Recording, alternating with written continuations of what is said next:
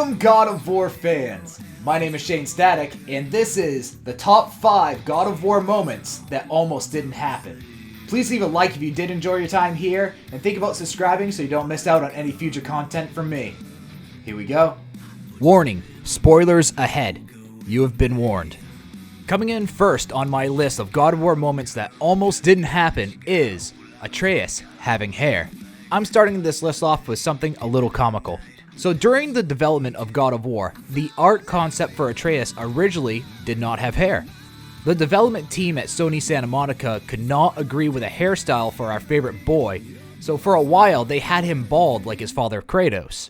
Creative director and mad genius Cory Barlog loved this idea, calling Atreus Kratos' little mini-me, which I found hilarious being a huge fan of Vern Troyer and the Austin Power movies. Unfortunately for Cory, no one else at Sony Santa Monica liked Atreus not having hair. Eventually, Cory agreed with the rest of the team, but not without having a little fun with them first. He said in an interview that he was going to let the concept go, but not until he trolled them for a little while, just for a little fun. Eventually, he got complaints from every single person on the team, which he finally said they could give Atreus some hair, which I personally think was a good idea because we only need one god with a shiny dome, and that is Kratos. Coming in at number 2 on this list is Mir on Kratos' belt. Okay, Mir is one of my favorite characters introduced in God of War. From his sarcastic replies to his fantastic stories he would tell on what would be very boring and long boat rides, I love our little severed head of mischief. But what would you say if the original idea for Mir was to put him in a sack on Kratos' belt? Because this was the original idea. Us as players would have to pull him out of the sack every time we would want to talk to Mir. And I have to say, this is one part of God of War that I am truly happy that they fixed. Because I would either totally forget that he was even part of the game at all, or I would be constantly pulling him out of the bag just to see what he would say next. So how are you liking the video so far? If you are enjoying yourself, how about leaving a like on the video because it really does help it out. And remember to subscribe so we can talk even more about God of War. Okay, on to number 3. Up next in the number 3 spot is the live E3 reveal. Yeah, this was a huge shocker for me when I found out as well, but the live reveal of God of War at E3 almost didn't happen. Cory Barlog was actually pitching the idea of using a demo at E3 to Sony and other PR representatives about 9 or 10 months before the actual date. While Cory was giving his presentation, he was thinking, and I quote, "This is absolute crap, but I'm still giving the pitch." So at this time, he started to think of other ways or other ideas of doing the demo at the same time he was giving the actual pitch.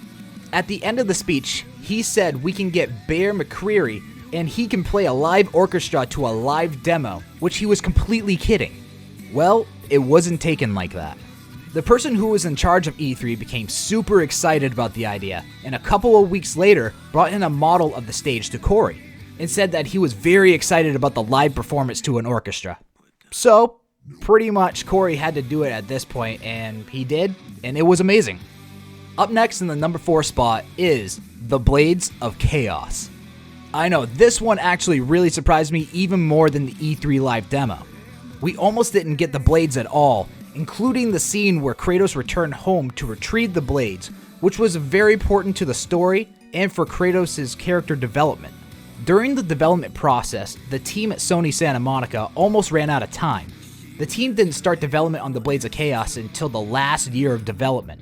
And to put it into comparison, it took almost 4 years to finish just the Leviathan axe. The big complication with the development was mainly the new camera angle of God of War, and the motions that Kratos had to do when wielding the blades. Cory Barlog said the motions just didn't feel right and it just didn't work. But the amazing team that they have figured it out in a very short amount of time, and we all got to wield the Blades of Chaos once again. And thank the video game gods, because I think without the blades and the amazing scene with Athena, God of War would not have been nearly as perfect as it is. And this brings us to our final spot on this list, and I want to thank you all personally for your time and your support.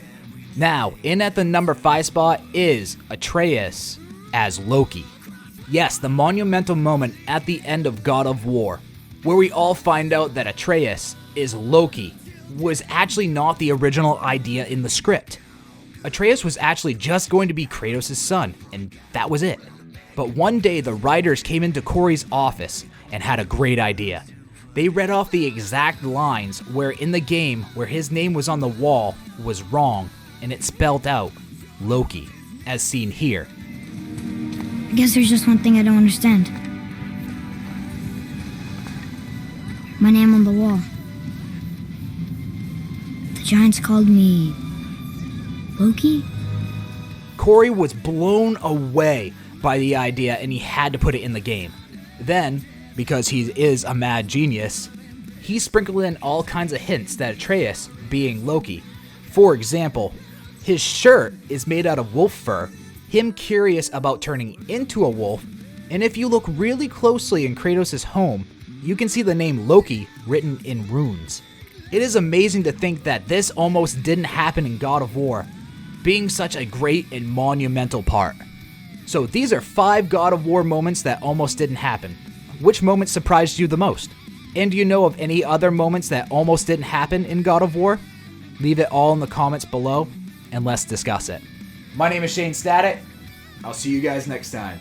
Take care.